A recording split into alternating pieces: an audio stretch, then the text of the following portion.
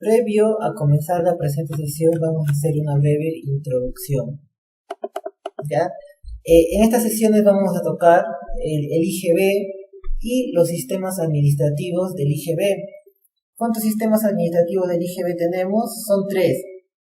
Ya tenemos retenciones, percepciones y detracciones. Ya, ahora, nosotros hay que entender que el IGB, ya ahora vamos a profundizar un poco en el IGB, es el impuesto general a las ventas. Y es un impuesto que va a gravar la mayoría de transacciones, ¿no? Ustedes de repente pueden ir a comprar a un supermercado y si revisan la boleta de venta que les entregan, ¿no? De hecho que tienen que ir a un centro formal, ¿no? Porque si compran en otro lugar de repente no entregan comprobante de pago. Pero supongamos que nos vamos a Plaza B, a Metro, etc. Ellos siempre nos entregan un comprobante de pago. Si nosotros revisamos ese comprobante de pago vamos a encontrar el IGB, que es el 18%, ¿no? En la mayoría de productos está el IGB. Ahora, nosotros, ahora saliendo desde el lado de las personas que adquieren los productos, hay que ponernos en el lado de las empresas, ¿ya? Las empresas todos los meses presentan su declaración de impuestos. El Declarafácil 621, que también lo vamos a tocar más adelante. Ahora, estas empresas al momento de presentar su declaración pagan 2 impuestos, el IGB y el impuesto a la renta. Ahorita nos vamos a enfocar en el IGB. ¿Cómo determina una empresa su IGB? De la siguiente forma: IGB ventas menos IGB compras. Ya, de esa forma se determina el IGB a pagar, ¿no? Le colocamos aquí igual IGB a pagar en el mes. Supongamos que nosotros somos la empresa ABC SAT, ¿ya? Hay que acumular todas nuestras ventas y compras de mayo, colocamos aquí, ¿ya? Yo he tenido ventas, supongamos por el importe de 5.000 soles, ¿ya? Este es mi base imponible, el IGB es el 18% de esta base, y el total es la suma de ambos, 5.000 más 900, total 5.900. Luego hemos tenido compras, supongamos que en compras hemos tenido 4.000 soles, ya igual el IGB y el total. Ya sabemos que el IGB es 18%. Ahora, el IGB a pagar, ya hemos dicho que es IGB ventas menos IGB compras. Entonces, mi IGB ventas es 900 soles y mi IGB compras es 720. Entonces, mi IGB a pagar será 180. ¿Ya? Este es el esquema de determinación del impuesto general a las ventas. ¿Ya? Lo principal que hay que entender es que se determina de la siguiente forma: IGB ventas menos IGB compras, y nos va a salir el IGB a pagar. Ahora, ¿ahí queda? No, abajo aparecen las percepciones, que vamos a tocarlo también, y las retenciones. Supongamos que yo he tenido percepciones por 20 y retenciones por 20. Entonces, el IGB a pagar será estos 180, yo le tengo que restar las percepciones y le tengo que restar las retenciones. ¿Cuánto sale? 140 soles. ¿Ya? Este es un esquema de determinación del IGB. Importante aquí que se tome en consideración lo siguiente: IGB ventas menos IGB compras y nos sale un IGB. ¿Ya?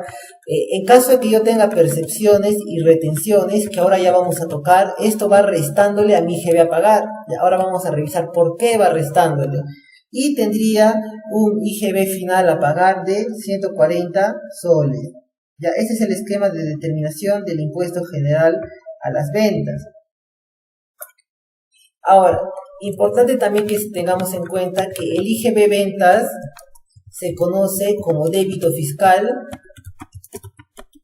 y el IGB compras se conoce como crédito fiscal. ¿Ya? Así es como se conoce el IGB ventas, débito fiscal, y el IGB compras, crédito fiscal. ¿Ya? sobre todo este término, crédito fiscal, es muy importante que nosotros sepamos cuál es su concepto. Ya, habiendo hecho esa breve introducción, ya podemos pasar a la parte teórica para que sea ya más entendible.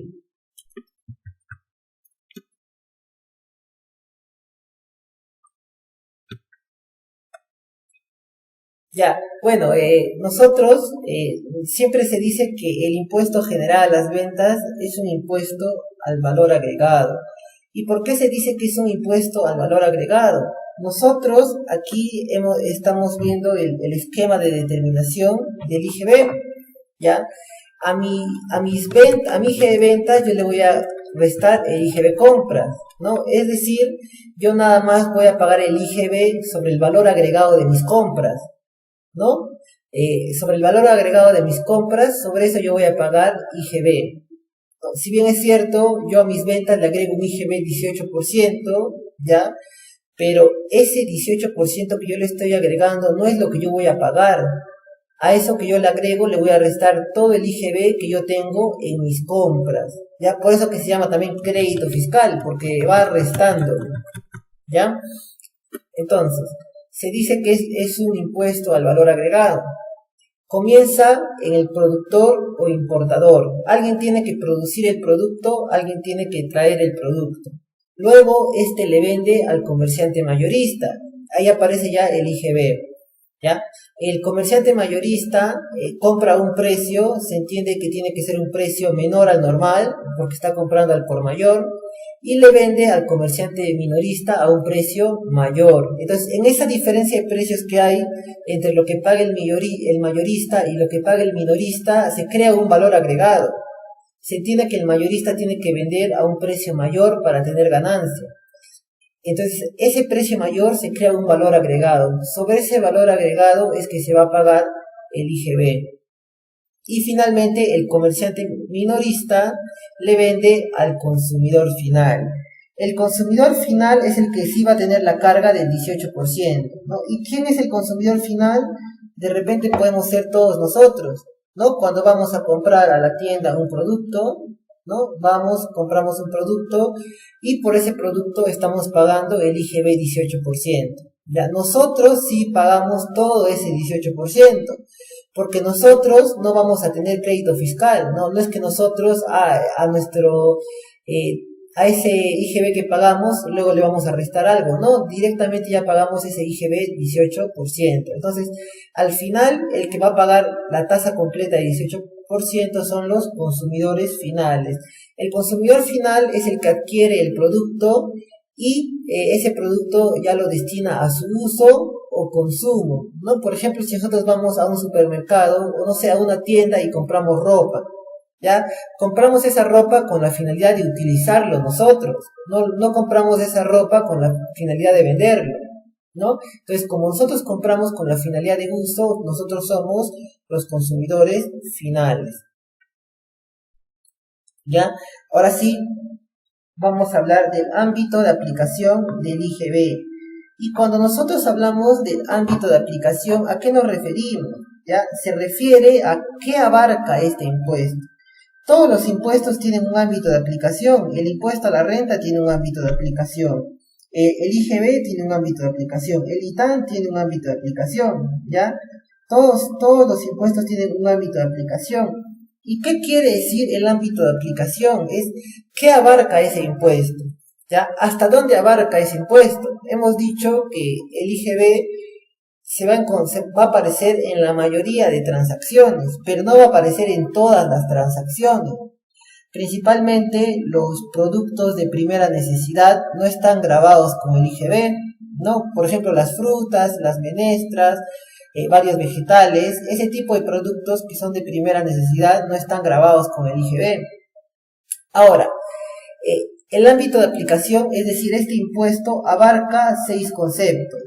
Abarca la venta en el país de bienes muebles, abarca los contratos de construcción, abarca la prestación de servicios en el país, la primera venta de inmuebles por el constructor, la utilización en el país de servicios prestados por no domiciliados y la importación de bienes. ¿Ya? Eso quiere decir que, por ejemplo, venta en el país de bienes muebles. ¿Qué es un bien mueble? Es todos los bienes que se pueden trasladar, ¿no? La mayoría de bienes se pueden trasladar, una laptop, una cocina, un libro, ¿no? Entonces, todo ese tipo de bienes son bienes muebles. Entonces, como está dentro del ámbito de aplicación del IGB, tiene que estar grabado con el IGB. Por ejemplo, los vehículos, las computadoras están grabadas con el IGB. ¿Por qué están grabados con el IGB? Porque están dentro del ámbito de aplicación del IGB. Ahora, ¿qué ocurre? Cuando son actividades que están fuera del ámbito de aplicación del IGB, ahí hablamos de la inafectación, ¿ya? Conceptos que no estén dentro de este ámbito de aplicación se consideran inafectos del IGB. Por ejemplo, nos dice, la primera venta de inmuebles por el constructor. Ojo que nos habla de la primera venta. Entonces, si yo hago una segunda venta, está fuera del ámbito de aplicación, porque solo dentro del ámbito de aplicación está la primera venta. Entonces la segunda venta estará fuera del ámbito de aplicación y por lo tanto estará inafecta del IGB. Ya es la importancia de que nosotros tengamos en cuenta estos 6 conceptos. ¿Ya? Ahora, ¿qué ocurre? Yo, por ejemplo, les estoy diciendo que la venta en el país de bienes muebles está dentro del ámbito de aplicación de la ley del IGB y por lo tanto está grabado con el IGB. Pero también les mencioné que principalmente los alimentos de primera necesidad no están grabados con el IGB. Por ejemplo, la fruta, ¿no? Ya la manzana, pongamos por ejemplo. ¿Ya? La manzana es un bien mueble porque es un bien que se puede trasladar. ¿Y por qué? Si está dentro del ámbito de aplicación, no está grabado con el IGB. Porque una ley especial lo ha exonerado, ¿no? Y específicamente la ley del IGB lo ha exonerado. Entonces, cuando hablamos de bienes que estando dentro del ámbito de aplicación de la ley del IGB, no están grabados con el IGB, ahí hablamos de bienes exonerados del IGB, ¿ya?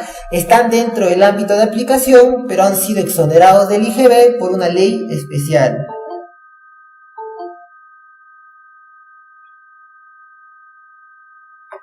Ahora sí, habiendo dicho eso, vamos a revisar cada uno de estos 6 conceptos. Comenzamos con el más usual, que es la venta en el país de bienes muebles, ¿no? Porque la gran mayoría de bienes, justo como les estaba mencionando, son bienes muebles. Un bien mueble es aquel bien que se puede trasladar de un lugar a otro, ¿ya? Por ejemplo, una computadora, ¿no? Una mesa, una silla, etcétera, ¿no?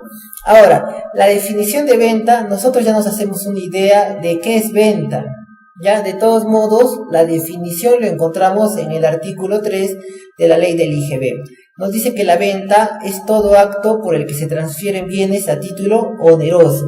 ¿Qué quiere decir título oneroso? Quiere decir que por este bien se ha pagado alguna suma, ¿ya? O sea, venta, cuando nos habla de oneroso, quiere decir que hay un pago de por medio. Ya, es lo opuesto a título gratuito, ¿no? Y título oneroso es, por ejemplo, yo voy a la tienda y me compro una galleta, ¿ya? Si yo pago por esa galleta, es título oneroso, yo estoy pagando, es a título oneroso. Si me regalan esa galleta, es a título gratuito. Ahí está la diferencia entre oneroso y gratuito. Entonces, hasta esta parte ya encontramos la definición. Es la transferencia de bienes a título oneroso, ¿no? Se transfiere un bien y por ese bien se cobra algo. Esa es una venta. Ahora, ¿y qué ocurre con las transferencias a título gratuito? ¿No? Si hemos dicho que título oneroso es cuando de por medio hay pago, eso es título oneroso. Y es lo opuesto a título gratuito. Título gratuito es cuando recibimos un bien y por ese bien no recibimos ningún pago, ¿ya? Ahora, ¿la transferencia de bienes a título gratuito estará grabada con el IGB? La respuesta es sí, ¿ya? Porque aquí nos habla del retiro de bienes. ¿Ya? El retiro de bienes son principalmente las transferencias a título gratuito, ¿ya? Y estas transferencias a título gratuito sí están grabadas con el IGB, ya que el retiro de bienes está grabado con el IGB, ¿ya? Importante eso, retiro de bienes se asocia con transferencias a título gratuito. Ahora, existen retiros de bienes que no están grabados con el IGB. ¿ya? Aquí están los retiros que no están grabados con el IGB. El retiro de materia prima por la empresa, ¿ya? ¿Qué ocurre? Cuando hablamos de empresas industriales, estas empresas industriales tienen materia prima. ¿Para qué utilizan esa materia prima? La utilizan para fabricar un determinado producto. Entonces, ellos al momento de fabricar un producto van a tener que retirar esta materia prima para producir determinado producto. Ese retiro no está grabado con el IGB. La entrega de bienes para fabricar otros bienes, ¿ya? ¿Qué ocurre? Nosotros vamos a encontrar algunas empresas que tienen ese giro, ¿no? Transformar productos, ¿no? De repente, por ejemplo, tú a una empresa le entregas madera y esta otra empresa con esa madera construye una casa, ¿no? Una casa prefabricada, ¿ya? Esos son entrega de bienes para fabricar otros bienes, ¿ya? Nosotros entregamos un bien a otra persona, a otra empresa, con la finalidad de que esta empresa fabrique un nuevo bien. De repente yo le doy madera y hace una casa prefabricada, como les menciono. ¿Ya? Entonces, esa transferencia de madera que nosotros le estamos haciendo con la finalidad de que transforme esa madera, tampoco está grabado con el IGB. El retiro de bienes por la construcción, ¿no? Tampoco está grabado con el IGB. Desaparición, destrucción o pérdida de bienes. Ya, ¿qué ocurre? De repente a la empresa le robaron, entraron en la noche al almacén unos delincuentes y nos robaron algunos productos de nuestro almacén, ¿ya? Esa desaparición ya no, tampoco está grabada con el IGB, ¿ya? A pesar de que es un retiro, ¿no? Es un retiro producto de que nos están robando, ya no está grabado con el IGB. Mermas, desmedros acreditados. ¿Ya? ¿Qué es una merma? Una merma es la pérdida en la cantidad de un producto, ¿ya? Es la pérdida en la cantidad de un producto, es producto de su misma naturaleza, ¿ya? ¿Qué pasa? De repente nosotros somos una empresa que fabrica perfumes, ¿ya? Entonces los perfumes se hacen con líquidos, ¿no? Y es usual que cuando uno utiliza los líquidos para producir productos, estos líquidos se evaporen, porque van a entrar a altas temperaturas, entonces se van a evaporar, ¿ya? Al evaporarse el líquido se va a perder parte de ese producto, ¿ya? Esa pérdida del producto tampoco va a estar grabado con el IGB, ¿ya? Entonces eso también tomarlo en consideración. ¿Y qué es un desmedro? ¿Ya? Un desmedro, hablamos de desmedro cuando es la pérdida en la calidad de un producto, ¿ya?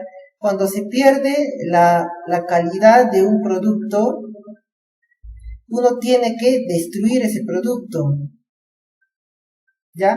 Entonces ahí hablamos de desmedro.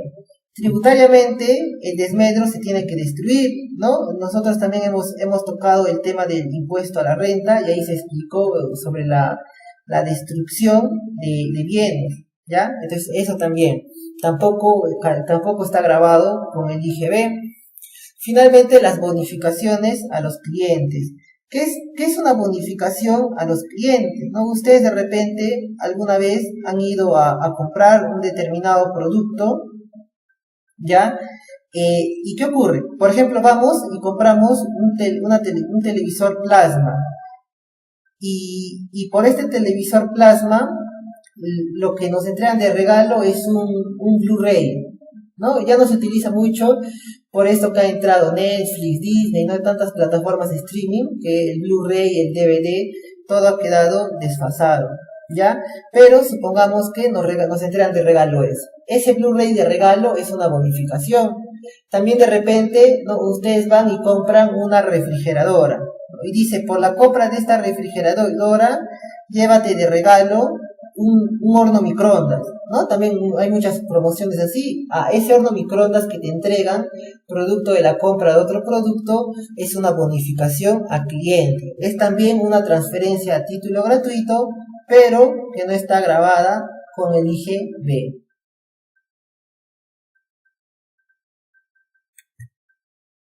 Ahora sí, salimos de la venta de bienes muebles, ¿no? Que ya hemos explicado. Hay que tener en cuenta que no solo están grabados las transferencias a título oneroso, sino también están grabadas las transferencias a título gratuito, ya ambas están grabadas con el IGB, ya si uno regala un producto es un retiro de bienes, ya como yo estoy regalando ese producto, yo tengo que pagar el IGB por ese producto, ¿no? Y un claro ejemplo son las canastas de Navidad que se le entregan a los trabajadores.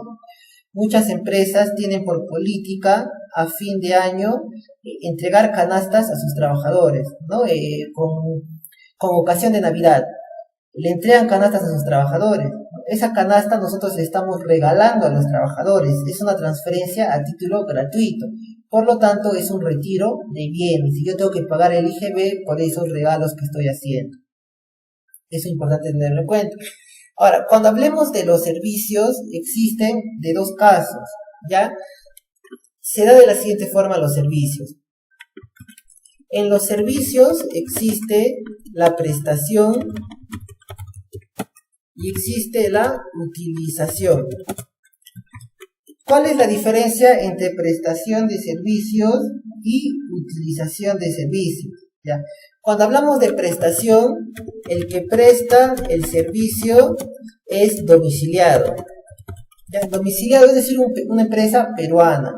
Y cuando hablamos de utilización, el que presta el servicio es un no domiciliado, es decir, una empresa extranjera. ¿Ya? Lo que tienen en común la prestación y utilización de servicios es que ambos tienen utilización económica en el Perú, bueno, en el país, ¿ya? Entonces eso es, sea prestación o sea utilización de servicios, ya hemos hablado que prestación es cuando el que presta el servicio es un domiciliado y utilización es cuando el que presta el servicio es un no domiciliado, ¿ya? Sea cualquiera de estos dos casos, para que esté grabado con el IGB, tienen que ser utilizados económicamente en el país, ¿no? Bueno, de prestación se entiende, ¿no?, que es utilizado económicamente en el país. Por ejemplo, se presta un servicio de limpieza, ¿no? Prestamos un servicio de limpieza. Al hacer la limpieza en un local de Perú, se utiliza económicamente ese servicio en el Perú, ¿ya? Entonces, estamos cumpliendo con ese criterio. Y utilización será cuando un extranjero le brinde el servicio a una empresa peruana, ¿no? Como le brinde el servicio a una empresa peruana, la utilización económica de ese servicio es dentro del Perú, ¿ya? Entonces, también va a estar grabada con el IGB. Ahora, en prestación de servicios queda claro cómo se va a pagar el IGB, ¿no? Simplemente la empresa que brinde el servicio tendrá que pagar ese IGB, ¿ya? ¿Y cómo hacemos en la utilización, ¿no? Si aquí hablamos de que el que presta el servicio es un no domiciliado, ¿cómo hacemos para que este no domiciliado pague su impuesto en el país? ¿Ya? Ahí el que está en la obligación de pagar el IGB es la empresa que contrata el servicio, ¿ya? En la utilización, la empresa que contrata el servicio debe pagar el IGB, ¿ya? Entonces, nosotros, supongamos que contratamos un servicio por $1.000, ¿ya? Entonces, a ese $1.000 le agregaremos el 18%, será $180. Esos $180 nosotros lo debemos pagar, ¿no? A través del formulario 1662, ¿no? Se paga el IGB no domiciliado. Ahora, nosotros sabemos que este IGB es un IGB compras, ¿no? Porque nosotros estamos contratando los servicios de una empresa extranjera. Por lo tanto, este IGB va a formar parte de nuestro IGB compras. Ya hemos visto al inicio cómo es el esquema de determinación del IGB, ¿ya? Entonces, yo a la par que pago este IGB de 18%, a la par voy a poder utilizar este IGB como crédito fiscal, ¿no? En otras palabras, hace efecto cero, ¿no? Porque pago ese IGB y luego ese IGB va a restarle a mi IGB ventas, ¿ya? Pero bueno, así se ha determinado el tratamiento para el IGB de los sujetos no domiciliados, ¿ya? Entonces ahí para también tenerlo en cuenta con respecto a los servicios.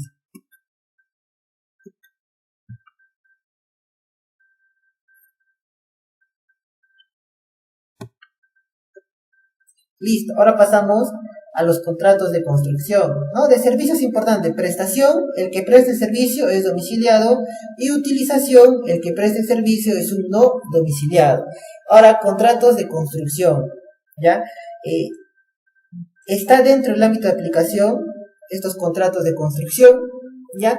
Pero nosotros hay que entender construcción, qué tipo de servicios abarcará, ¿no? De por sí ya sabemos que la construcción es un servicio, ¿ya? Pero ¿qué servicios abarca la construcción? Nosotros nos podemos hacer una idea que construcción a más o menos construir una casa, algo construir, ¿no?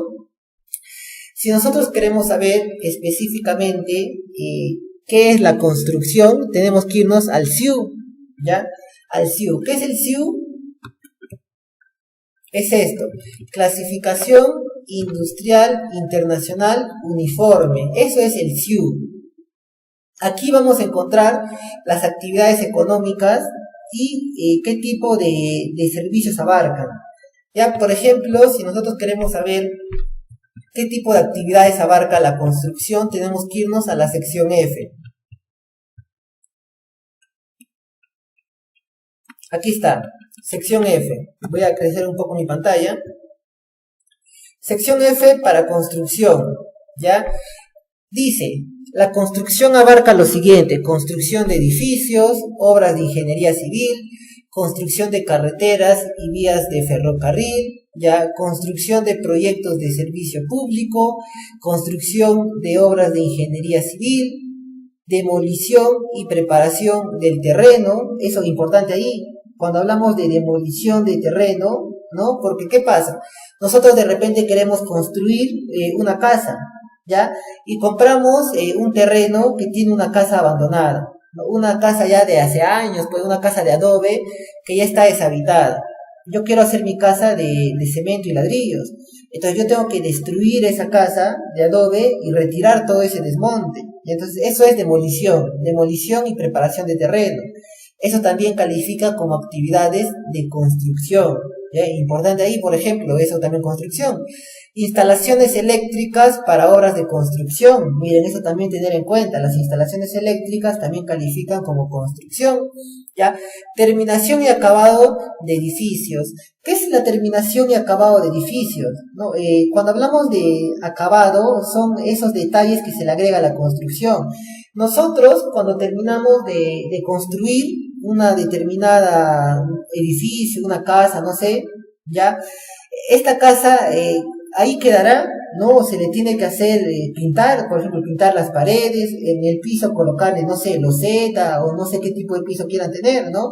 Todo ese tipo de arreglo, se podría decir, se conoce como acabado. Entonces, el acabado también califica como construcción, ¿ya?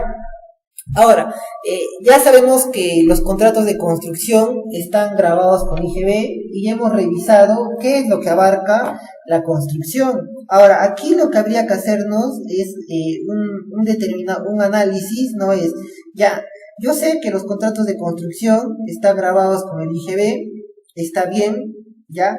Pero nosotros hemos visto en el punto anterior, que los servicios también están grabados con el IGB y la construcción también es un servicio, ¿no? Entonces, de repente no califica como construcción, pero va a ser un servicio. Y al ser un servicio, estar grabado con el IGB, ¿ya? Pero principalmente es importante que nosotros conozcamos qué actividades abarca la construcción, porque vamos a tocar también las detracciones. Y los servicios pagan una tasa de detracción mayor que los contratos de construcción. Ya, eso ya lo vamos a ver más adelante, pero más o menos ahí está la importancia de que nosotros determinemos correctamente qué tipo de actividades califican como construcción. Listo, salimos de la construcción y pasamos a la primera venta de inmuebles realizada por el constructor. Ahora, nos dice, ojo que dice primera venta. O sea, si yo digo segunda, tercera, cuarta, quinta venta, eso ya no está grabado con el IGB, solo la primera venta. Dice realizada por el constructor.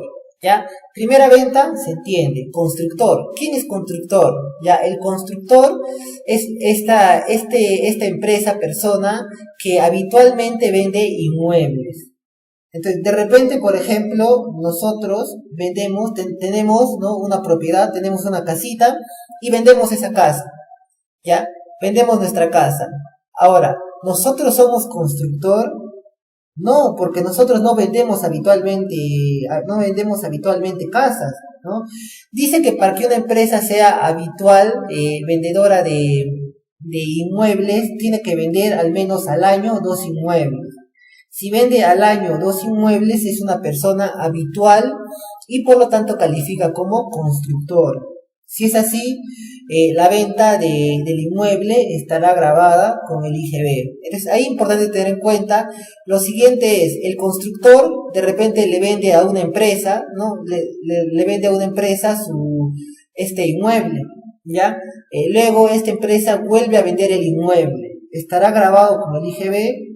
Ya no, porque es la segunda venta del inmueble. Entonces, por lo tanto, nada más la primera venta está grabada con el IGB. Ya es importante tenerlo en cuenta. Ya, ahora, ¿cómo funciona este tema de la venta de inmuebles? Ya, la venta de inmuebles. Supongamos que vendemos ya una casa en 300.000 soles. Ya, 300.000 soles. Ahora, vendemos una casa en 300.000 soles. Nosotros, por esta venta de casa, hay que ponernos como si nosotros fuésemos la empresa que está vendiendo esta casa. Hay que también ponernos, hay que asumir que nosotros calificamos como constructor. Es decir, habitualmente vendemos inmuebles, ¿no? Un claro ejemplo, una inmobiliaria.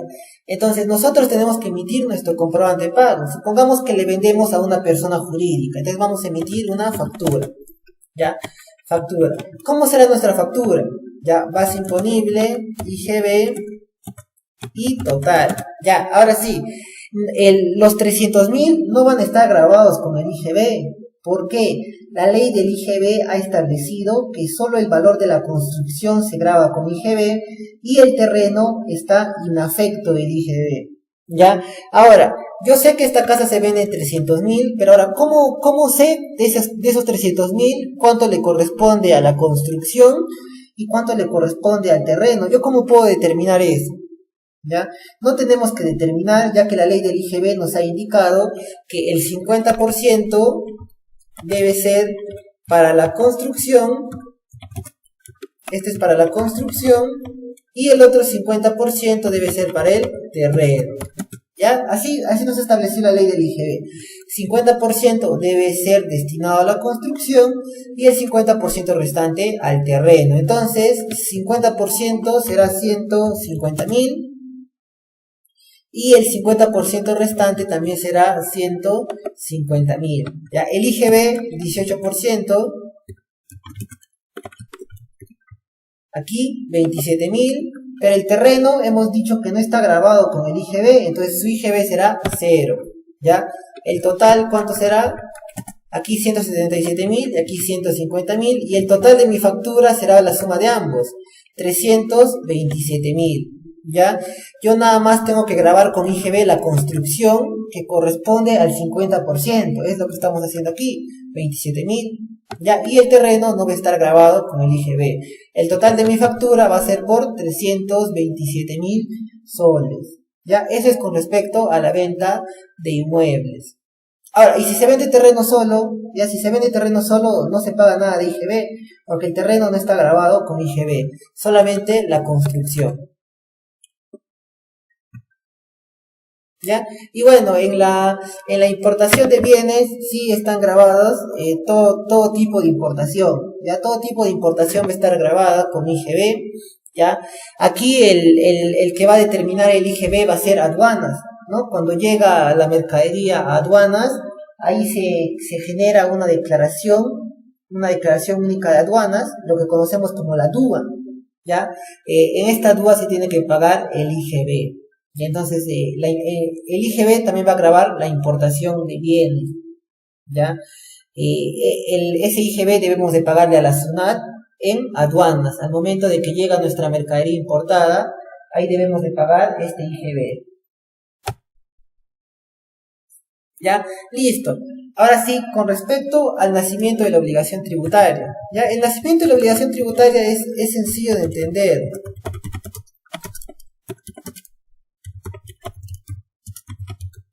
¿Y qué quiere decir nacimiento de la obligación tributaria? ¿En qué momento nace la obligación de que yo pague ese IGB? ¿Cuándo nace la obligación de pagar IGB? En eso consiste el nacimiento de la obligación tributaria. Ya nos dicen, ya, primero hay que separar venta de bienes, ya, y hay que poner aquí servicios, ¿no? Venta de inmueble, ya, inmueble, ¿qué más tenemos? Construcción,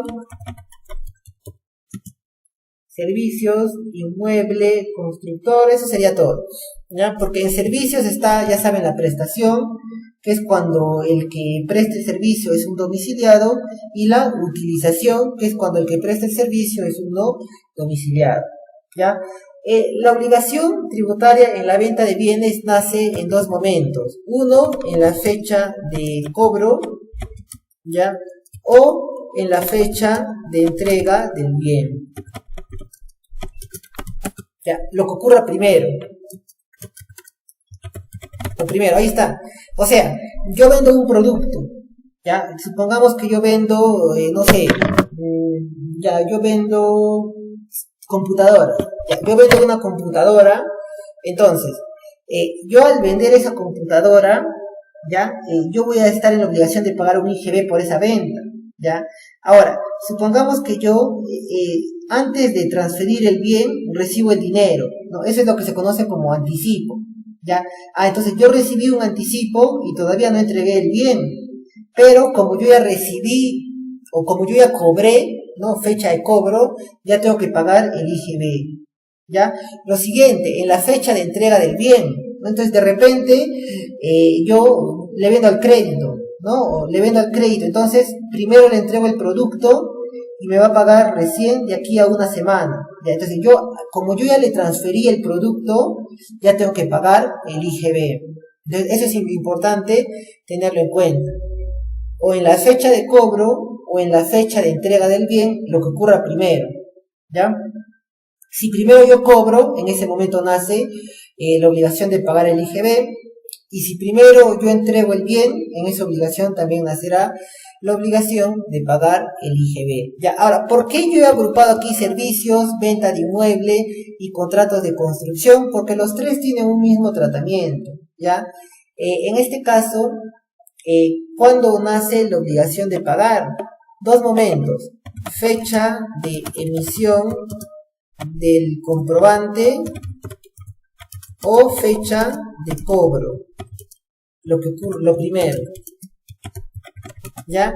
Entonces, de repente nosotros prestamos un servicio, ¿ya? Nosotros cuando prestamos un servicio, no sé, servicio de fumigación, ¿no? Hoy en día que muchos se están fumigando, producto de la pandemia, se siguen determinados protocolos, ¿no? Por ejemplo, las empresas de taxis tienen que fumigar sus vehículos, ¿ya?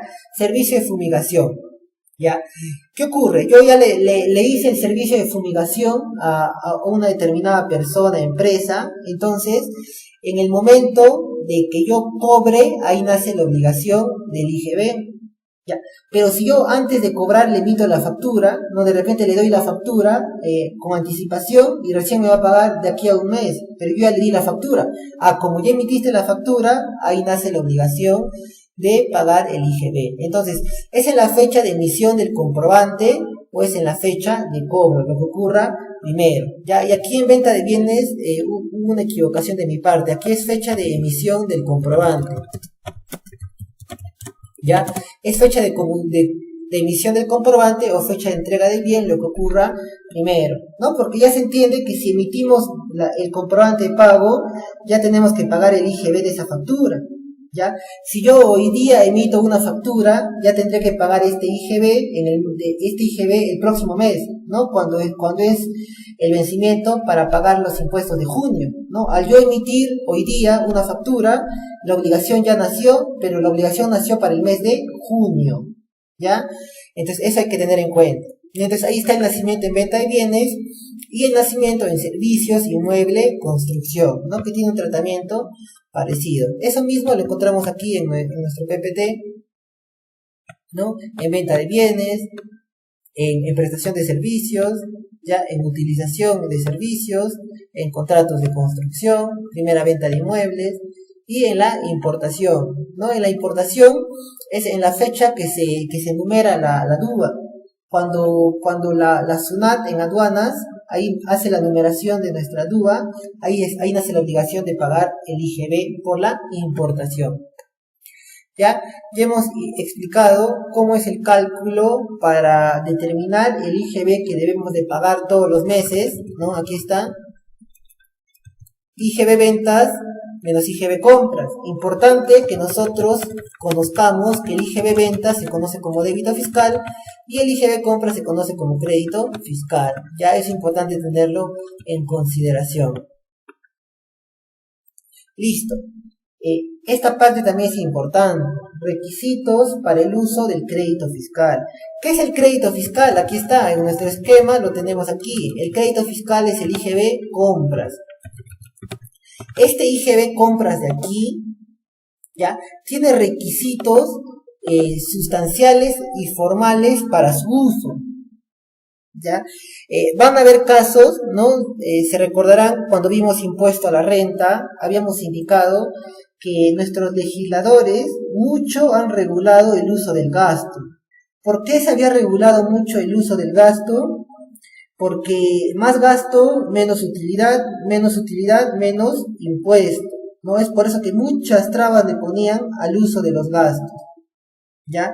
Ahora, cuando nosotros hablemos del IGB compras, ya también se le va a poner muchas trabas, muchos requisitos. ¿Por qué? Yo tengo más compras, voy a pagar menos IGB, porque las compras van restándole a mi IGB ventas, ¿ya? Entonces también ahí vamos a tener varias trabas, y una de estas trabas es lo siguiente, ¿ya? Dice, yo no puedo usar el IGB de una factura de compra, ¿ya? Ya sabemos que el IGB compras es el crédito fiscal, yo no voy a poder utilizar el IGB compras, ¿en qué casos? 1. Que las adquisiciones de bienes o servicios sean permitidas como costo o gasto de la empresa de acuerdo a la legislación del impuesto a la renta. Entonces, ¿qué ocurre?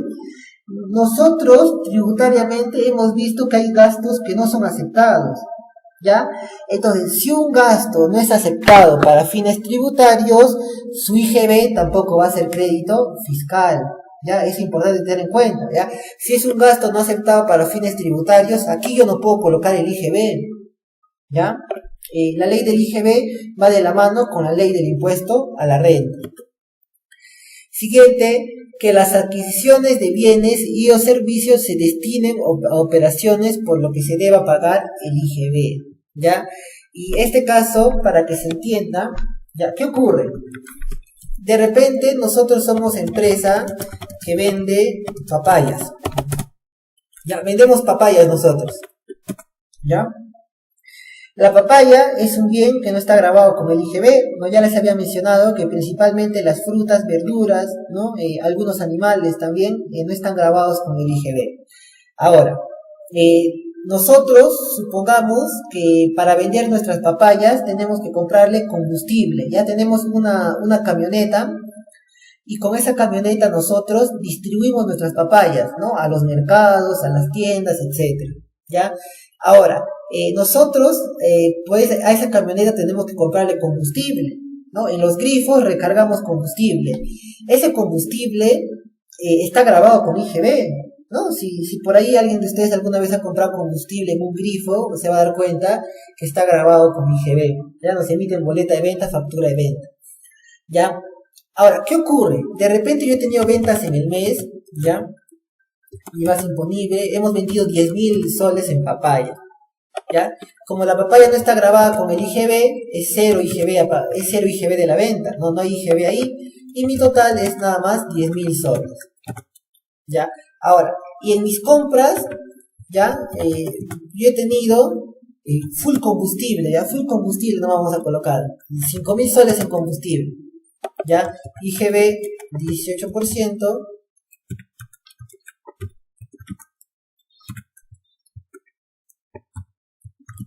y en total la suma de ambos.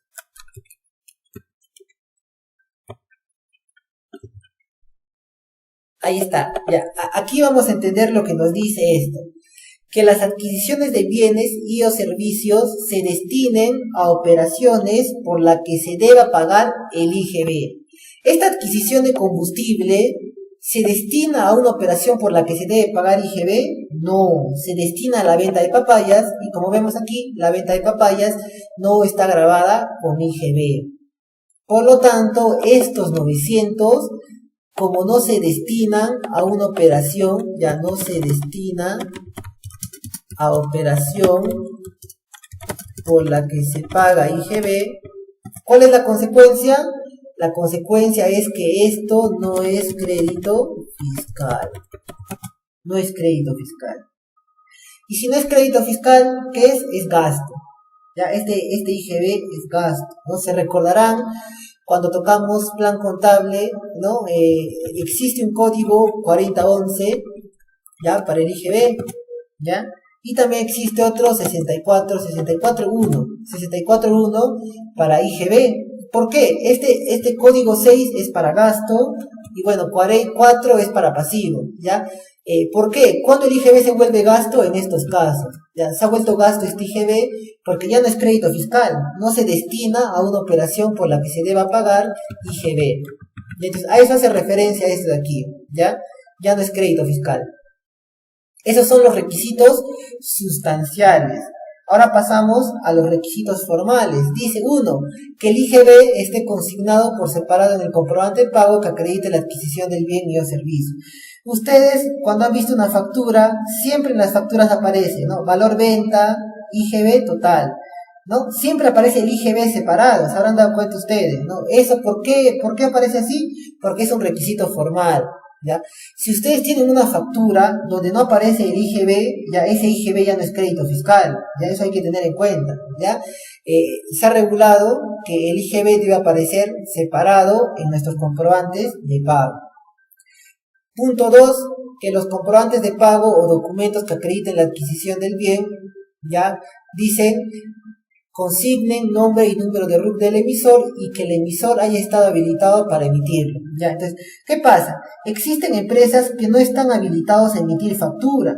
Ya, un claro ejemplo es las empresas que son Nuevo Rus. Las empresas Nuevo Rus nada más pueden emitir boleta de venta. Ya, entonces, si de repente nosotros tenemos una factura, pero esta factura ha sido emitida por una empresa, por una persona del Nuevo Rus, ¿ya?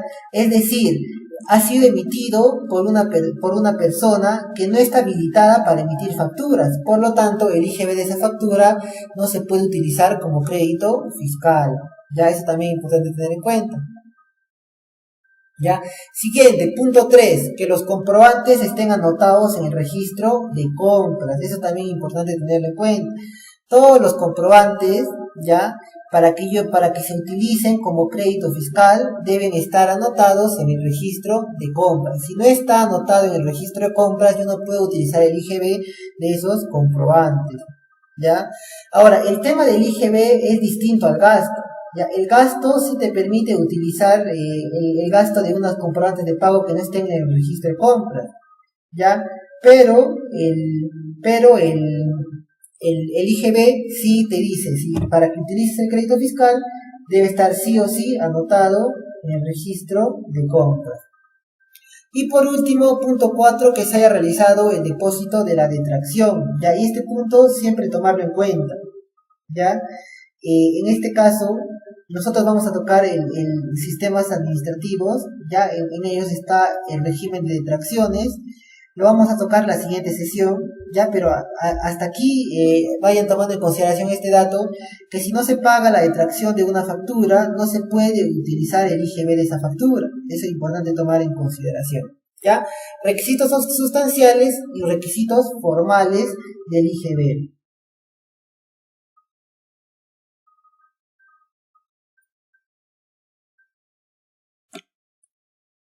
¿Ya?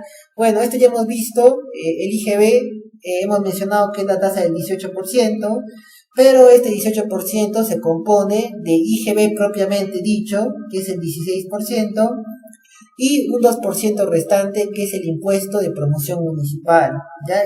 Esto se destina a las municipalidades de todo el Perú, ese 2%. ¿Ya? Hemos dicho que se determina impuesto bruto menos crédito fiscal o impuesto IGB ventas menos IGB compra. ¿Ya? Eso hemos mencionado. La declaración también lo vamos a tocar más adelante, pero esta se declara a través del formulario virtual Declarafácil 621. ¿Ya? A través de Declarafácil 621 se declara el IGB. Eso todos los meses se tiene que declarar. Ya, bueno, el ejemplo, 100.000, ya, eso hemos tocado cómo se calcula, ¿no?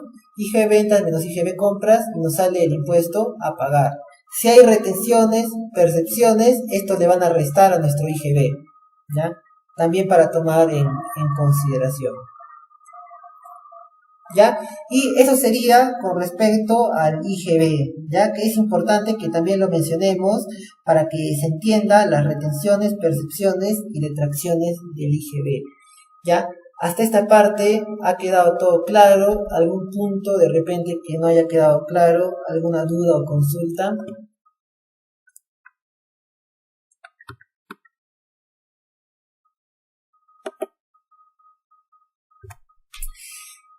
Antes de explicar las retenciones del IGB, vamos a hacer una breve introducción para que sea más entendible la explicación. Ya aquí tenemos ya el IGB.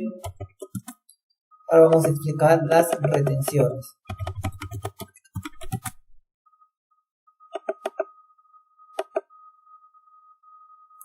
¿Qué ocurre? Nosotros en nuestra vida cotidiana, ¿ya? Viéndolo desde el lado de las empresas, ¿qué ocurre? Vamos a tener bastantes transacciones, ¿ya? En una transacción, ¿quiénes participan? Participa un vendedor o proveedor, ¿no? Un vendedor o proveedor, ¿ya? Proveedor es más que nada un término que mucho vamos a encontrarlo en las leyes tributarias, ¿no? Pero es el equivalente a vendedor, ¿ya? Y vamos a tener un comprador o adquiriente. Ya, igual adquiriente es un término que mucho va a aparecer en las normas tributarias, pero es el equivalente al comprador. ¿Ya? Eso es lo normal en una transacción. ¿Ya? Entonces, ¿qué ocurre? El vendedor le emite una factura, no emite factura. ¿Ya? Supongamos que es por 1.000 soles. Hay un IGB 18% y la suma de los dos, ¿no? Base imponible, IGB y total. Ya, listo. Aquí emite la factura y el comprador, ¿qué tiene que hacer? Tiene que pagar la factura. ¿Cuánto es el monto? 1.180. Eso es listo. ¿Ya está? Esa es una transacción normal. El vendedor emite la factura y el comprador tiene que pagar esa factura. Eso es lo normal. Ahora, ¿en qué cambia cuando aparece un agente de retención?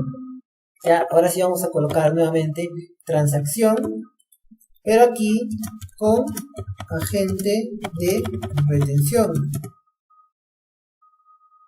Listo. Igual existe un vendedor o proveedor, existe un adquiriente. Ya. Aquí lo que cambia es que este comprador o adquiriente es designado como agente de retención. Ahora, ¿cómo se vuelve una empresa en un agente de retención? La SUNAT emite una resolución de superintendencia y en esa resolución de superintendencia designa agentes de retención. De repente en esa resolución nos designaron agente de retención. ¿Ya? Entonces la SUNAT va a notificar a estos agentes de retención y les va a indicar desde qué fecha van a iniciar a operar como agentes de retención. ¿Ya? Y así es como aparece un agente de retención. ¿Ya? Es importante tomarlo en cuenta. Ya, entonces ya está, el comprador es el que es el agente de retención en la transacción, eso también tenerlo en cuenta, ¿ya? ¿Qué ocurre? El vendedor emite su factura, igual, base imponible, IGB total, vamos a ponerle 1000 soles, IGB 18%, y total la suma de ambos. Y el comprador, ¿qué tiene que hacer? Tiene que pagar la factura.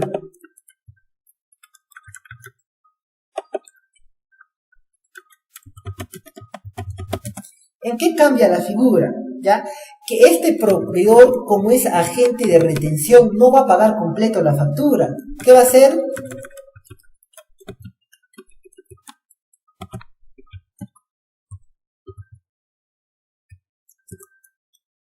Va a retener el 3% de su pago. ¿Cuánto es el 3%? 35.40 y el 97% restante 1144.60. Este 97% le va a pagar al proveedor o vendedor. Ya, solo el 97% le va a pagar.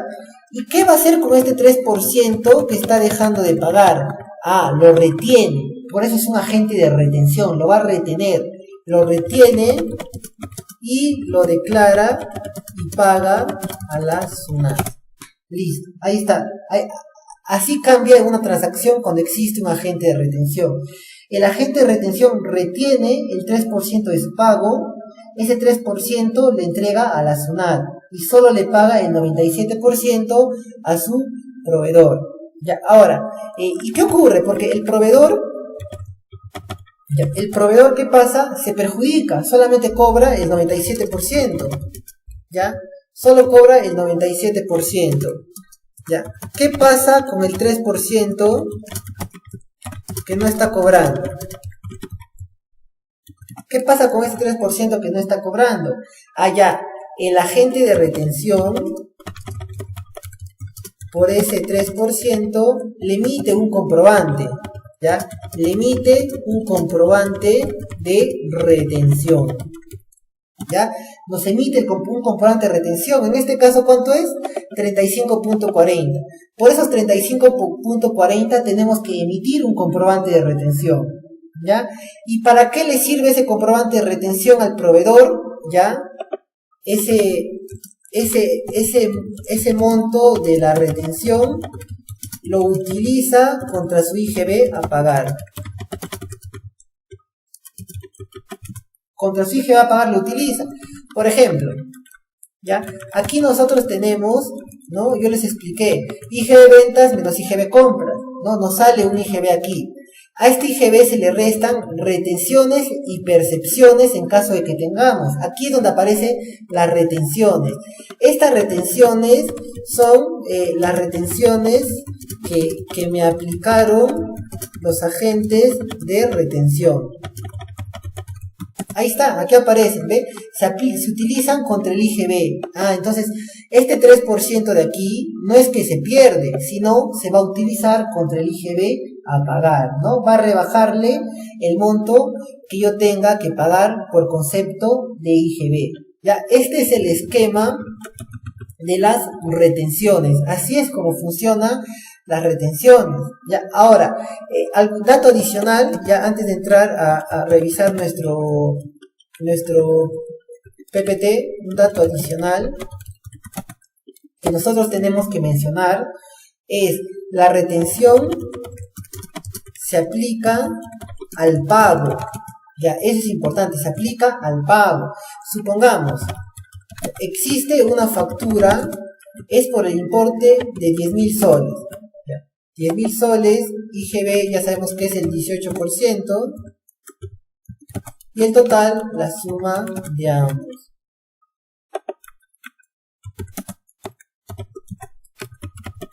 Ahí está. Pero yo acordé que el pago va a ser en 10 cuotas. El pago va a ser en 10 cuotas. Entonces, cuota 1, 2, 3, 4, 5, 6, 7, 8, 9, 10. Ahí está el pago en 10 cuotas. Entonces, cada cuota de cuánto sería? De la décima parte, ¿no? Entre 10, ¿no? 1180 sería cada cuota. Ya, esta sería cada cuota. Ahora, yo tengo que retenerle a cada pago. Entonces, cada pago voy a retenerle, ¿cuánto? El 3%. Esto por 3%.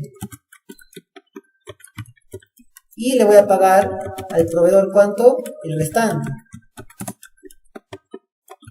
Ahí está. Entonces, a cada pago yo le tengo que retener el 3%. Entonces, se retiene a cada pago.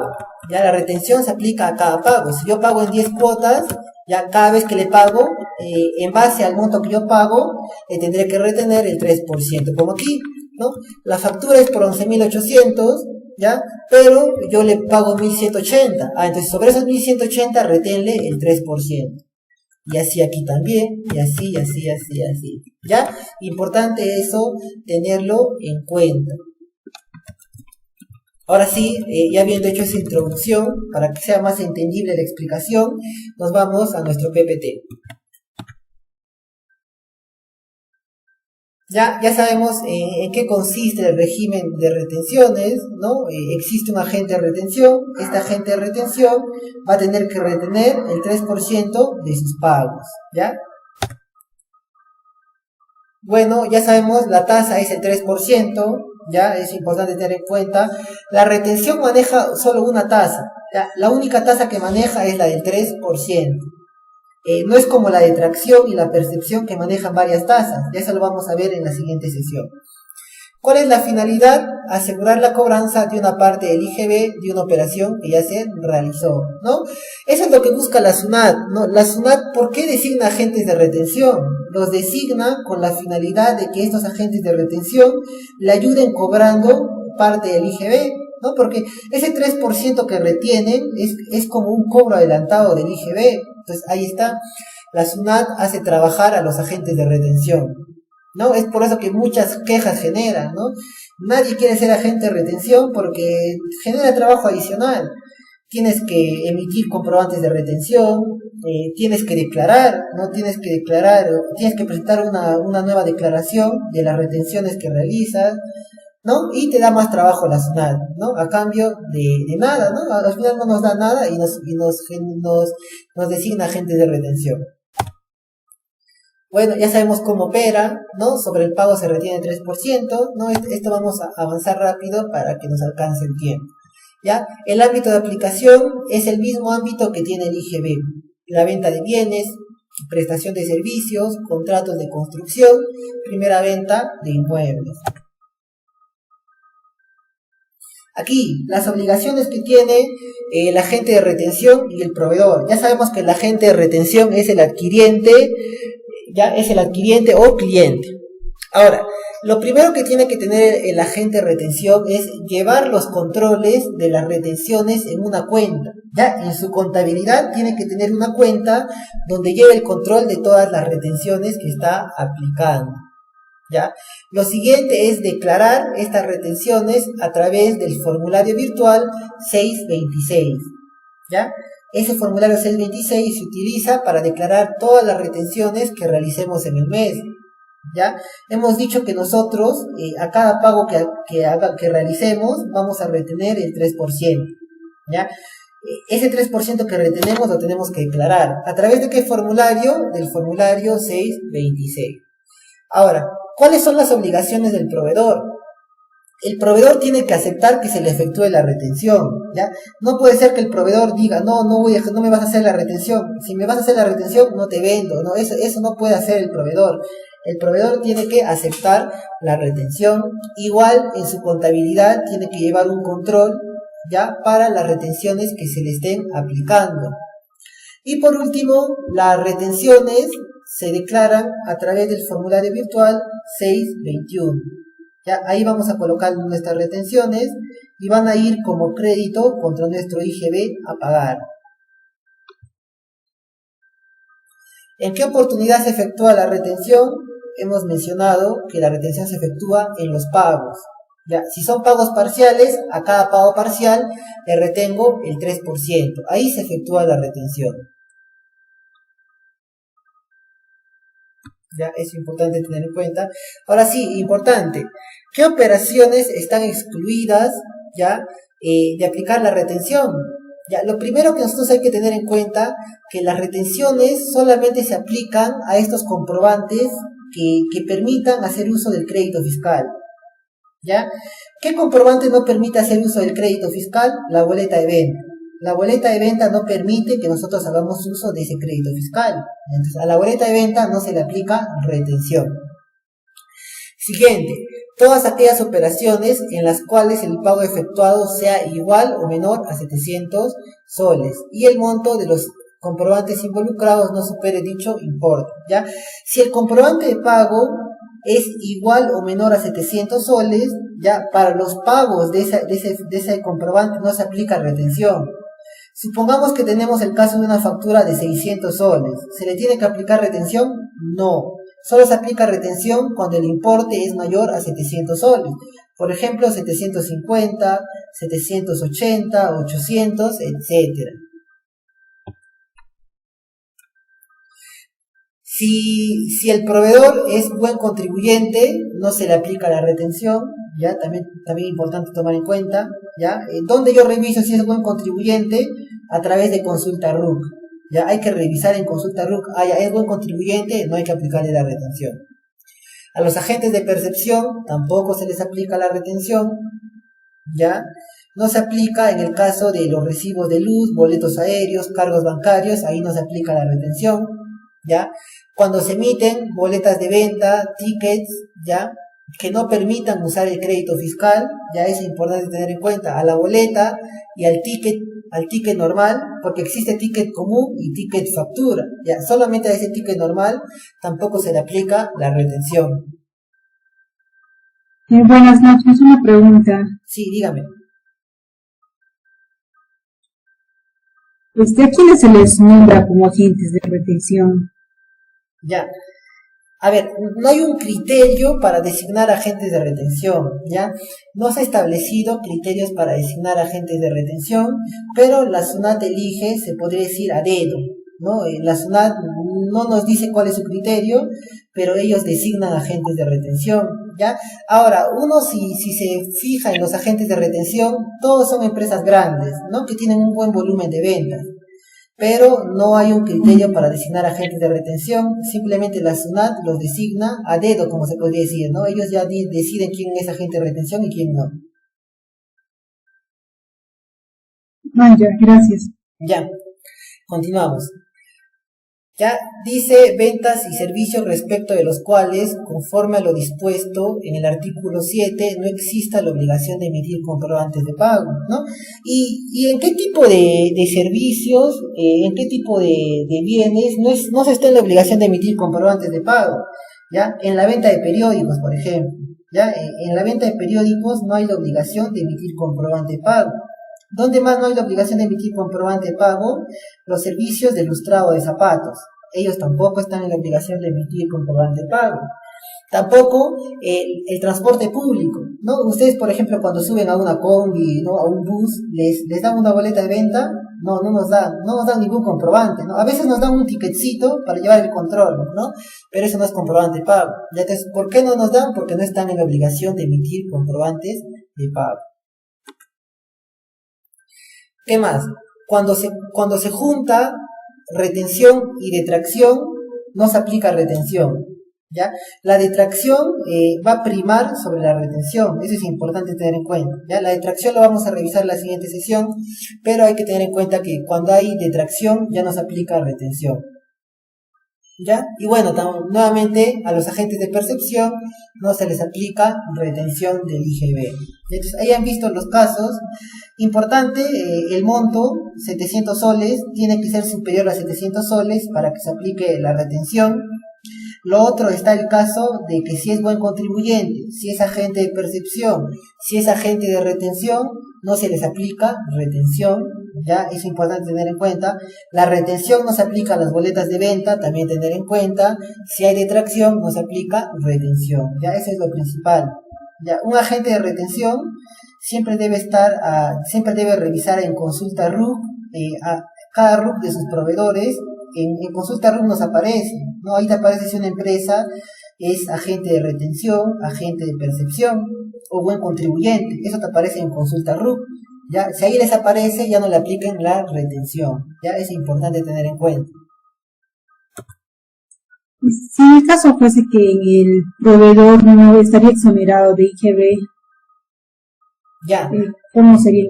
ya, a ver, cuando hablamos de facturas que no están grabadas con IGB, ahí no se aplica la retención, ¿ya?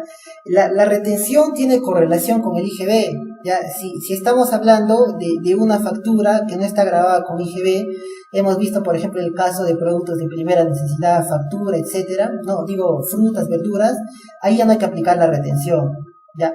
Para que exista retención, tiene que existir IGB. Si no existe IGB, no se aplica la retención. Ya, continuamos. Ya sabemos, la tasa de la retención es del 3%, es la única tasa. Ya, no existen otras tasas, la única tasa es del 3%. ¿Ya? Esta tasa, antes, ya hace varios años, era 6%. ¿Ya? Pero varios años me refiero al 2014.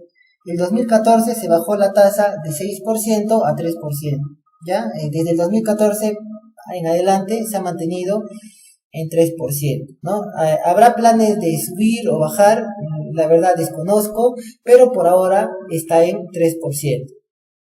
¿Ya? Se aplica siempre tener en cuenta sobre el importe pagado, ¿ya? Si yo le pago 1000 soles, ahí retengo 3%. Si le pago 800 soles, ahí retengo el 3%. Ya eso es importante también tenerlo en cuenta. ¿Cómo se declara? A través del formulario 626. ¿Ya? Desde el año 2019, específicamente en mayo 2019, ellos tienen que utilizar el Declarafácil 626. ¿Ya? Antes se utilizaba este PDT 626, ¿ya? Pero ya desde el año 2019 se tiene que utilizar el Declarafácil. ¿Ya? Eso también lo vamos a tocar más adelante.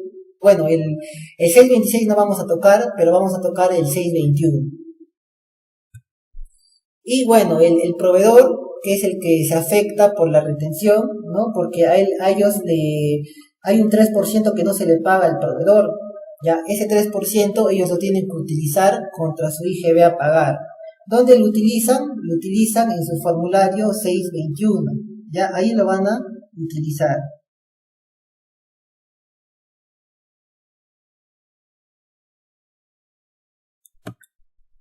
Aquí está el ejemplo de un comprobante de retención, ¿ya?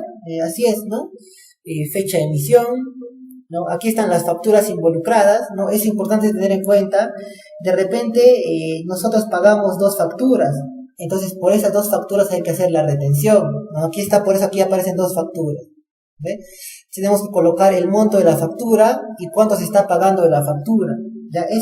Esos 2 datos deben ir en el comprobante de retención.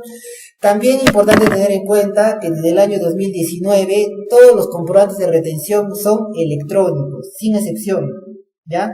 Antes existían los comprobantes de retención físicos y era un dolor de cabeza, sinceramente, cuando eran físicos los comprobantes de retención. ¿Por qué? ¿No? A veces el agente de retención, como emitía comprobantes en físico, no te entregaba el comprobante de retención, ¿no? Y como es en físico, tú no podías utilizarlo contra tu IGB, ¿no? Un dolor de cabeza era conseguir los comprobantes de retención. Ya, bueno, ahora, menos mal que ya es electrónico y es más sencillo, ¿no? Nada más le pedimos que nos envíen el PDF y ya lo tenemos, ¿ya? Bueno, este es el modelo de un comprobante de retención. Este comprobante lo tienen que emitir los agentes de retención. ¿Ya? Ahora sí, importante también aquí, devolución de retenciones no aplicadas. ¿Qué ocurre? Imaginemos que nosotros tenemos este supuesto de aquí, ya somos una empresa, ya ABC SAC, ya. Vamos a colocar aquí la información de 3 meses.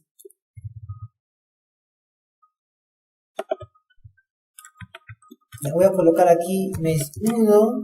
No, vamos a colocar mejor con nombres. Vamos a colocar febrero mejor. Febrero, marzo y abril. ¿Ya? Ahí están mis meses. IGB ventas. Y colocamos IGB compras. En febrero mi IGB ventas ha sido 700 soles y mi IGB compras ha sido 800 soles. Lo mismo se ha repetido los meses siguientes, ¿ya? Nosotros sabemos que tenemos que restar, ¿no? IGB ventas menos IGB compras. ¿Ya? Si yo resto mi IGB ventas menos mi IGB compras, me sale negativo 100 soles. ¿Ya? No tengo IGB a pagar, porque está saliendo negativo. Si sale negativo, yo no pago nada. Al contrario, este negativo es un saldo a favor que se arrastra para los siguientes periodos. ¿Ya? Es importante también tenerlo en cuenta. Ahora, encima que yo no tengo IGB a pagar, yo tengo retenciones. ¿Ya? ¿No? Le he vendido a agentes de retención y el agente de retención me ha retenido parte de su pago, ¿no? El 3% de su pago me ha retenido. El monto aquí es 50 soles, aquí también 50, aquí 50 soles. Y bueno, al final voy a tener un saldo a favor, ¿no? De 150, ¿no? 150 en negativo. Ya está. ¿Qué ocurre? Ya sabemos que la retención se aplica contra el IGB, ¿ya? Pero en este caso yo no tengo IGB a pagar. No tengo IGB a pagar, no puedo aplicar mi retención. ¿Qué hago? ¿Se pierden estas retenciones? ¿No? Se perderá estas retenciones. Yo no tengo IGB a pagar. Como no tengo IGB a pagar, no puedo aplicar mis retenciones. ¿Cómo hago? ¿Qué realizo? ¿Cuál es la solución? La solución es solicitar la devolución. ¿Qué nos dice? ¿Ya? ¿Cuál es el requisito para que yo solicite la devolución de las retenciones? ¿Ya? Que no pueda aplicar mis retenciones por 3 meses consecutivos, ¿no? ¿Cumplo con eso? Sí, febrero no puedo, marzo no puedo, abril no puedo, 3 meses consecutivos, cumplo con el requisito.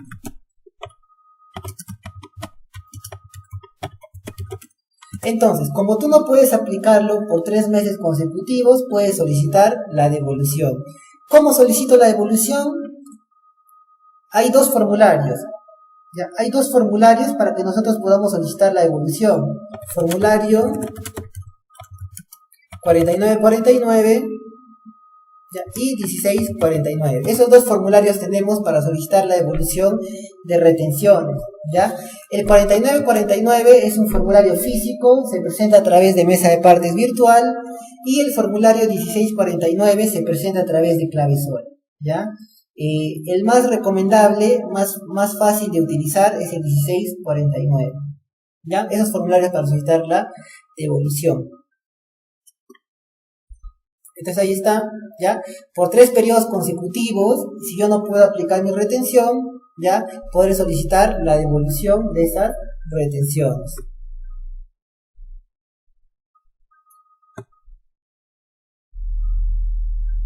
Ya, bueno, aquí está a través del formulario 4949, que ya les mencioné. A través de ese formulario se puede solicitar la devolución de las retenciones que no se puedan aplicar. Este es el formulario 4949, ¿ya? Se descarga de la página de la SUNAT, ¿no? Ustedes pueden poner en Google formulario 4949 SUNAT y les va a aparecer rapidito esto. Está en PDF, ustedes tienen que imprimirlo, ¿ya? Tienen que llenarlo, hacerlo firmar por el representante legal de la empresa y presentarlo a través de mesa de partes virtual. Ya, la SUNAT tiene plazo de 45 días hábiles para responder su solicitud. Ahora, antes este formulario se tenía que llevar a la SUNAT de manera presencial. Ya teníamos que ir a la SUNAT y presentar el formulario de manera presencial. Desde el año pasado, a consecuencia de la pandemia,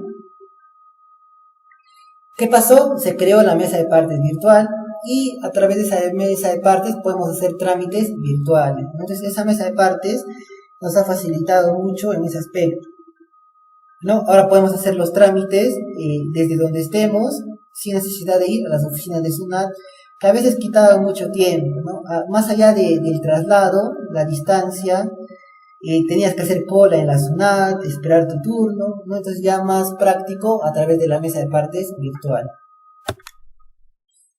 Ahora, hay muchas empresas que no les gusta solicitar la devolución de sus impuestos. ¿Por qué? Porque les da miedo, ¿no? Dicen, no, si yo solicito una devolución, luego la SUNAT me va a fiscalizar, ¿ya? Y en parte es cierto, ¿ya? En parte es cierto. Si nosotros no solicitamos, disculpe, si nosotros solicitamos la devolución de algún impuesto, hay altas probabilidades de que la SUNAT nos fiscalice, ¿no? Una fiscalización parcial en la mayoría de casos. Ya si tenemos mucha mala suerte, se podría decir una fiscalización definitiva, ¿no? La fiscalización definitiva dura 1 año, la parcial hasta 6 meses, ¿ya? Bueno, entonces muchas empresas tienen miedo, ¿no? Y cuando la SUNAT nos hace fiscalización, siempre, o lo más probable es que alguna multa nos ponga, ¿no? Ya si son una empresa bien ordenada, de repente salen bien de la fiscalización, pero la mayoría de veces va a haber multa, ¿no? IGB, porque nos revisan los gastos y dicen, no, gasto no es deducible, etcétera, ¿no? Nos quita IGB, gasto, y ahí se genera multa, impuesto a pagar. Entonces, prefieren no solicitar la devolución. Si yo no quiero solicitar la devolución, ¿cómo hago para que no se pierda esas retenciones? La solución está aquí. Formulario virtual 1648. Solicitud de compensación. ¿Ya? ¿Qué ocurre? Hemos mencionado que la retención se aplica contra el IGB a pagar. En mi caso yo no tengo IGB a pagar. Como no tengo IGB a pagar, ¿cómo hago? De repente no tenemos IGB a pagar, pero tenemos impuesto a la renta a pagar. De repente no tenemos IGB a pagar, pero tenemos multas. Entonces ahí puedo utilizar la retención para pagar otro tipo de impuestos. ¿Cómo hago? A través del formulario 1648. Eso también está en su clavesol, ustedes pueden buscarlo en caso de que quieran compensar sus retenciones. Ahora sí, ¿qué multas existen con respecto a las retenciones? ¿Ya? Las multas son de la siguiente forma. Vamos a irnos desde el lado del agente de retención.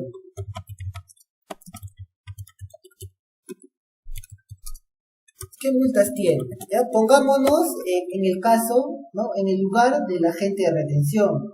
Ya sabemos que el agente de retención tiene que aplicar las retenciones a todos sus pagos. ¿Ya? Entonces, por ahí va la multa. 2 tipos de multas. Multa 1, multa 2. 1, no efectúo la retención. ¿Qué pasa? De repente se me pasó. A un proveedor le pagué el 100%, no le hice la retención. Ya se me pasó. ¿Cuál es la multa por no realizar la retención? El 50% del monto no retenido.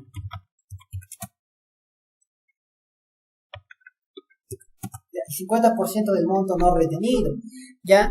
¿Qué ocurre? De repente yo pagué 1.000 soles, ¿ya? De esos 1.000 soles debía retener el 3%. ¿Cuánto es el 3% de 1.000 soles? 30 soles, ¿ya? Como no retení, mi multa es el 50% de lo que no retení. El 50% de 30 soles, ¿cuánto es? 15 soles, ¿ya? Esos 15 soles son multa. Multa 2, retení, pero luego no pagué a la ciudad. Hice la retención, pero luego no le pagué a la SUNAT, ¿ya? Ahora, ¿aquí cuánto será? El 50% del monto no pagado.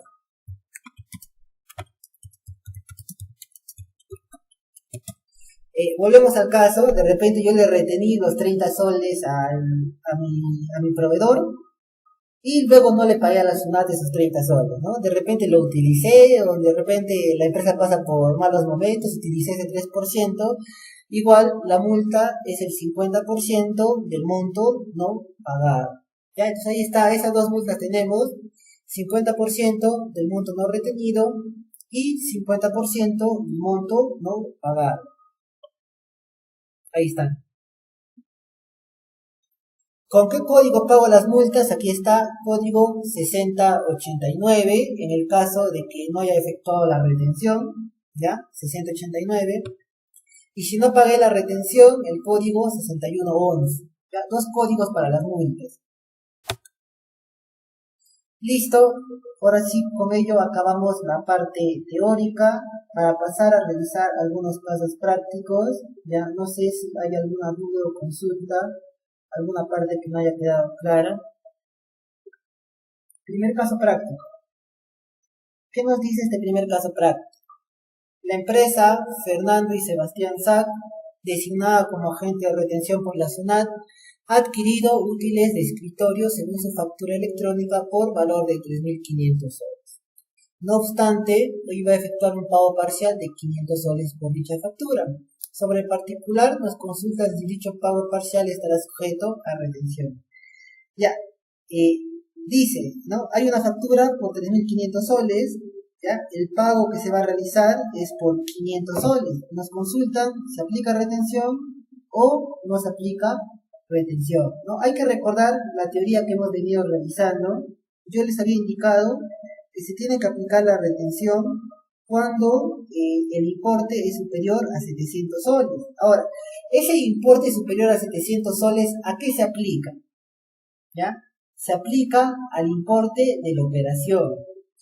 Importe de la operación es lo mismo que el importe del comprobante de pago. ¿Ya? Entonces, si el comprobante de pago supera los 700 soles, ¿ya? Así yo pague 100 soles, así yo pague 50 soles, así yo pague 20 soles, yo tengo que aplicarle la retención, ya que el comprobante de pago ha superado los 700 soles. Entonces, en este caso, se tendrá que aplicar la retención a este pago de 500 soles. La respuesta es sí, ya que la factura supera los 700 soles, por lo tanto a todos los pagos hay que aplicarle la retención. ¿Ya? De este caso práctico, lo que nos tenemos que llevar es que esa regla de que debe superar los 700 soles no se aplica al pago, ¿ya? Sino se aplica al comprobante de pago. Caso práctico 2.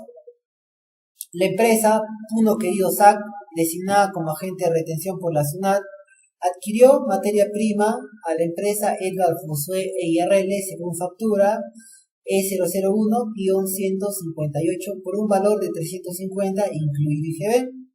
Sobre el particular, es necesario tomar en cuenta que con fecha 14 de agosto del 2019, va a efectuar una segunda adquisición a esta empresa por un monto de 400 soles, según factura electrónica E001-166.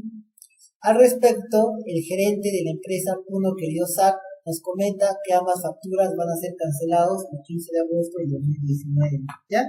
Un caso práctico muy interesante. Vamos a analizarlo en nuestro Excel para que sea más entendible. ¿Ya? Hay dos facturas. Nos dice primera factura de la fecha 7 de agosto y segunda factura de la fecha 14 de agosto.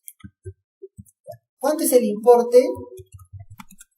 De la primera factura 350 y de la segunda factura 400 soles. ¿Cuánto suman en total? 750. Y lo que nos dice es que se van a pagar juntas el 15 de agosto.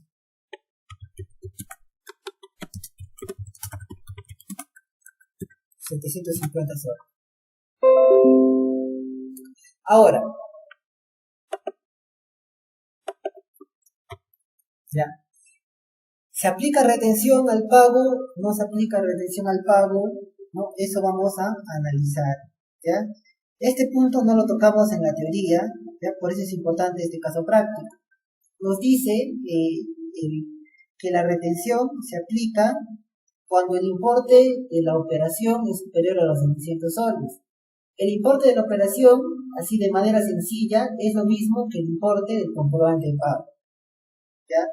En este caso tengo dos facturas que no superan los 700 soles, 350 y 400 soles. Hay un dato adicional con respecto a las retenciones. Nos dice, si yo al pagar dos o más facturas a la vez, ¿ya? Ese pago supera los 700 soles, hay que aplicarle la retención. En este caso, estamos pagando dos facturas a la vez, suma 750 soles, ¿supera los 700 soles? Sí. ¿Se aplica retención? Sí. Lo que nosotros nos debemos llevar de este caso práctico es que si yo pago 2 o más facturas a la vez, ojo que se pagan a la vez, ¿ya? Y ese pago supera los 700 soles, también se aplica la retención, por más de que las facturas no superen los 700 soles, ¿ya? Con eso nos tenemos que quedar de este caso práctico. Siguiente caso práctico. La empresa Victoria y Yupanqui SAC ha efectuado la venta de 20 computadoras personales a la empresa Dimayu SRL por un valor de 1000 cada una, incluido IGB, emitiendo la factura por 20.000. ¿Ya? Entonces, eso también lo vamos a trasladar al caso práctico. Factura 1, ¿ya? ¿Importe cuánto es? 20.000 soles. No obstante, después se percata de que incurrió en un error, pues realmente el valor de cada computadora era de 1.200, por lo que procedió a emitir una nota de débito electrónica por la diferencia de precio detectada por 4.000, ¿ya? Entonces hay una nota de débito que modifica esta factura en 4.000, ¿ya? Nosotros en los comprobantes de pago tenemos nota de crédito y tenemos nota de débito, ¿ya? La utilidad que tienen estos comprobantes son que modifican otros comprobantes ya emitidos anteriormente, ¿no? La nota de crédito disminuye el valor y la nota de débito incrementa el valor. En este caso, como hubo un error, ¿ya? Y ahora se quiere incrementar el valor, se ha emitido una nota de débito. ¿Cuánto suma total? 24.000 soles. Dice, al respecto nos consultan si la emisión de la nota de débito afectará al cálculo de la retención. Ya. Nos dice, la retención se aplica sobre los 20.000 o sobre los 24.000. ¿Ya? Y aquí también importante tomar en cuenta que la retención, en general, todos los retención, percepción, detracción, toman en cuenta nota de crédito y nota de débito. ¿Ya? Entonces, la nota de crédito y nota de débito entra también en el cálculo de la retención. ¿Ya? Importante ello. Sí, entonces, la respuesta sería que sí se le aplica la retención a la nota de débito. Por eso aquí se le aplica a 24.000. ¿Cuánto es? El 3%, 720. ¿Ya? Con lo que nos debemos de quedar de este caso práctico es eso.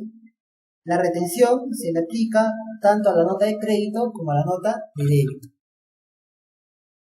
Dice, la empresa Stephanie y Victoria EIRL ha emitido una factura por 2.000 por la venta de diversas maquinarias a favor de la empresa Las Hermanas Yupanqui, calificado por la SUNAT como agente de retención. No obstante, con posterioridad a dicha emisión, acuerda efectuar un descuento del 10%. No, en este caso es lo opuesto. Ahora está descontándole, es decir, va a rebajarle el valor. Por pronto pago. Al respecto, la empresa Las Hermanas Yupanqui nos consulta si la nota de crédito afectará al monto sobre el cual efectuará la retención. ¿Ya? Lo mencioné el caso anterior, que tanto la nota de crédito como la nota de débito afectan al cálculo de la retención. Por lo tanto, hay que tomar en cuenta esta nota de crédito. En este caso, la nota de crédito disminuye el valor de la factura. Entonces, 2.000 menos 200, 1.800. A estos 1.800 le aplicamos la retención del 3%, 54 soles. ¿Ya? En este caso nos quedamos con el mismo mensaje que el caso anterior. Nota de débito y nota de crédito se consideran para el cálculo de la retención. ¿Ya? Bueno, esos son los casos prácticos planteados para este tema. ¿Alguna duda, consulta?